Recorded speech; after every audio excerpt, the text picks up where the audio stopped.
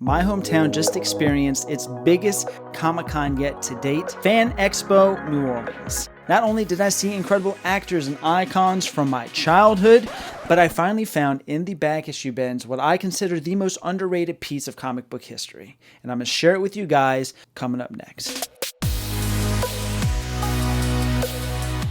What is up, guys? Welcome to the Paper Chase channel. Real quick before we get into the con coverage and videos, if you could hit the like button to support the channel, and also don't forget to check out the description links below for where I sell comics. There is a link below for $15 off of your first Whatnot purchase. So Fan Expo New Orleans 2024 comes to town, and it was bigger this year than it has ever been thus far. We had a complete blast. I went there with Reverend Wormwood from Wormwood Comics, John O. Silva from Instagram, who has some great content. Give both of those guys a follow on Instagram.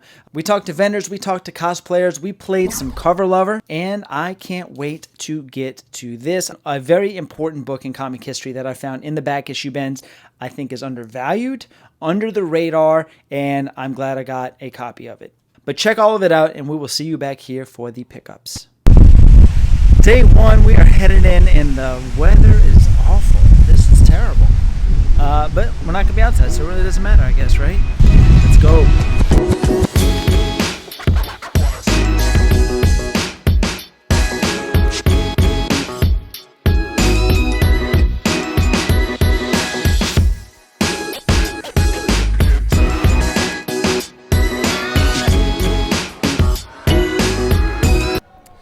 We are here live from Fan Expo New Orleans. This is day 2 of con coverage.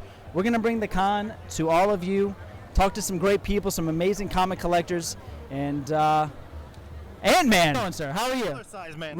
Regular size man. I need to conceal my identity. Okay, I don't know anything about a guy named Scott, but I'm an Avenger. Are you what about the Revengers? You want revenge? I'm undecided. Yeah. I think they're a little like brutal for my taste, but I was thinking about running with the Guardians in a couple years maybe. I think that sounds like a great idea. Did you build your costume yourself?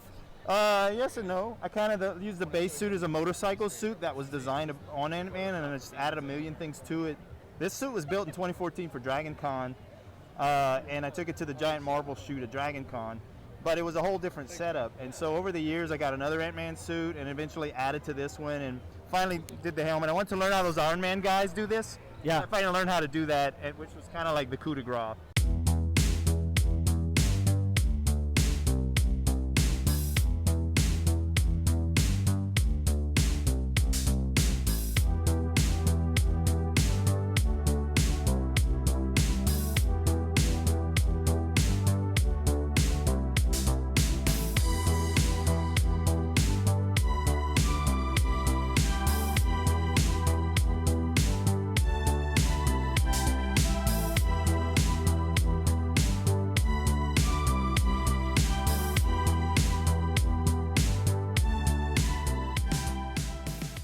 Have you picked up any comics at the con yet? We certainly have. We got a bag full here. My old collections, some that were missing out of my collection.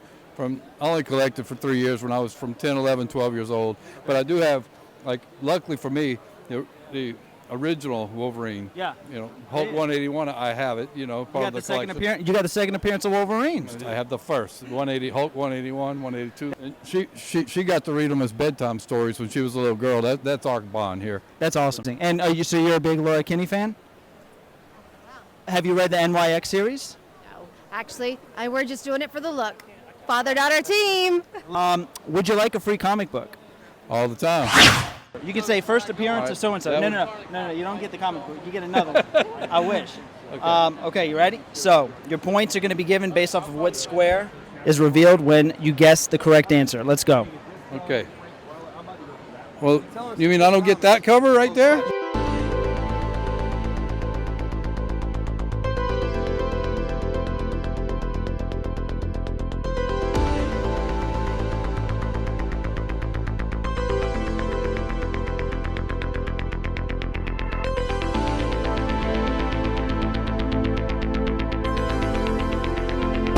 This is the first appearance of Mr. Sinister. All right. But you win anyway because you look amazing. Thank you. All right. So you're going to get as do you.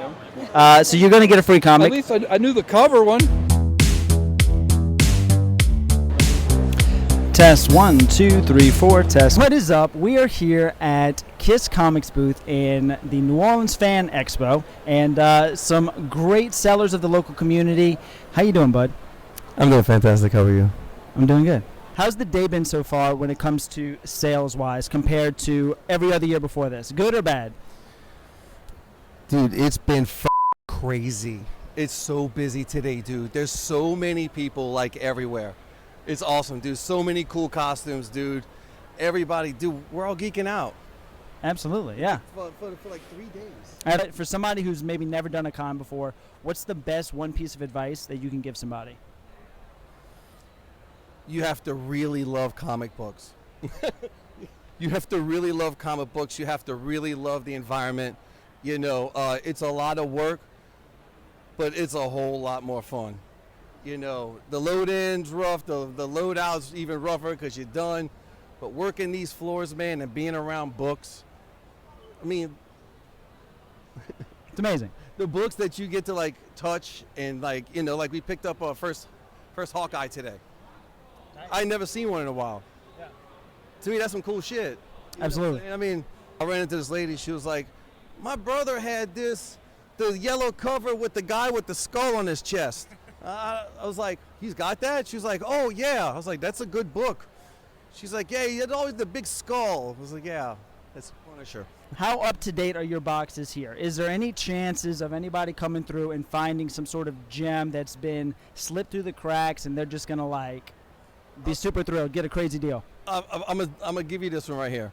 I was standing over here about 45 minutes ago, and this guy had his back towards me, and he just like this, and I was like, I see you wigging out. And he's like, I got it, man. And it was just a daredevil, Chip Zdarsky, you know. But that's what's cool, is he was looking for this book in the wild, and it was just some random issue. No significance, but it was the one he was looking for. That is some cool shit, dude. I mean, that shit's fucked up that those guys did that, you know, but it's the world we live in. You know, can't hold a grudge. You gotta learn from the mistakes and get better. I think CGC, you know, they're gonna fix it. You know, I'm gonna send books in. I'm not gonna stop sending books in. If anything, just to protect my collection. You know, I mean, I was having that conversation earlier. I'm not going to stop sending books into CGC. They're not going to lose business. If they don't correct it, no. Right. It's a different story. I'm probably going to do really bad at this. Okay, round one of Cover Lover. We've got the book here.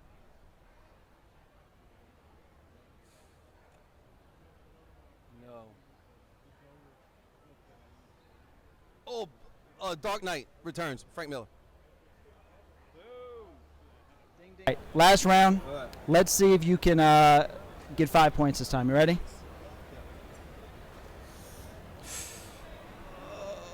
Oh,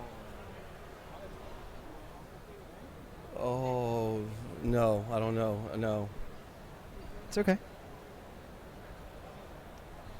No. I'm going to say no. You got to move on. No, I'm failing. What number? Or the key significance. No, it's Iron Man. Yeah. It is, but we need more. We need either the number. I know. I don't know. Oh! Yeah. I don't know. I lost it. I know. Would you like to phone a friend? Pressure. Yes. What? Yeah, phone a friend. What is the key issue or the key significance? It's where he's on the cover and he's drinking liquor. That's close, but not quite. It's the start of that. Yes. First Justin Hammer, Demon in the Bottle storyline starts. It's okay, hey. You did all right. That was Kiss Comics playing Cover Lover. He did an amazing job. We're going to get some more people around here to play. And that's it. Paper Chase Comics, guys. And Kiss. You got to go follow these guys, man. Fantastic. Happy con, man. Happy con, baby. Happy hunting. Yeah. Kiss the band is the greatest. So the con was amazing. Saw so many great actors and icons from my childhood. Ran into Mr. Dustin from Ruff's Comics and Collectibles with the most infamous comic variant in history. That's going to have its own separate video. Now, one of the greatest things I love about these cons is the art. A lot of times I will spend more money on the artwork that is there than actual comic books. One of the first things I picked up art-wise while I was there was this homage to pre-code horror comics. As you can see, it's nothing but like awesome 70s and 80s horror icons and Easter eggs all over this thing in the style of the old EC pre-code horror stuff. So this was incredible. Could not pass this up. I can't remember the vendor's name for this, and I'm sorry if you're watching this. Horror Nerd Comics? That might be it. Maybe Horror Nerd Comics. That's what's in the top corner there, so we'll say that for now. It's better than not saying anything. Next up, this was from a vendor called Little Bad Wren. That's W-R-E-N. And they basically take these old dictionary pages and they do these art prints on them. And they're just amazing. So I got one for the Overlook, one for Ghostface. These things are incredible. Really cool stuff there. Okay, now the comics. I only got 5 comics. I picked up a few copies of books that I would hope could hit a 9.8, books that I already have copies of that I can sell to pay for kind of what I spent for these higher grade copies. And I think I got a really good deal on all these books here. So first up, I got this Spider-Girl issue number 44, an incredible kind of a negative variant cover there with Venom in the background. This thing is really, really cool. And I have one of these already. Try to hit a 9.8. But you can see with the black cover, very, very hard to do. So hopefully maybe this one will hit it and I can just sell my other one. And who knows, maybe after another press, that other one can hit it too. And the next one I got was Mark Spector, Moon Knight, issue number 44. Awesome horror-esque Moon Knight cover. This thing is extremely high grade. And then the last two before we get to my favorite book that I picked up were 2 issues of ASM. This is issues 313 and 312. Both great McFarlane covers here that are definitely 9.8 candidates. These are 2 issues that I have reader copies for already, but I would like them to be, I would also like to get them in a 9.8. So that's kind of how I do my Spider-Man collecting. You know, I have, it kind of makes it hard because you end up having duplicates. You have your reader copies, and then you have your certain copies that you want in higher grade. So hopefully those can get 9.8s. Now for the book that I was really the most excited for when I saw. Muffled. She tries to muffle her barks now. So my favorite comic pickup and public service announcement to the comic hunters out there. I don't know about you guys, but I love the stuff that is under the radar, you know, the stuff that is like should be more popular or should be big, but it's just not yet, and it's just overlooked. And this book is a prime example of that. So the book that I found that I think is very undervalued, underrated, was Shatter #1, published in 1985. The significance of this book is that this is the very first comic created on a computer. I mean, come on, right? Like, the majority of comic art done right now is done on some sort of computer, pad, tablet, right? And this was the very first time that this has happened ever. So the cover art was done by artist Mike Sains, and he did it on a Macintosh. And the rest of the issues in this series was done the same way. But this was the first one. If you look very close, you can see the pixelation. You can really just tell that it was done on, we'll say it was done on a Macintosh, which is amazing and completely groundbreaking and pioneering. And it says on the top, first computerized comic book. So I don't know how this is not, and again, whether this goes up in value or not, this is something, I really enjoy the history of comics. I think it's fascinating.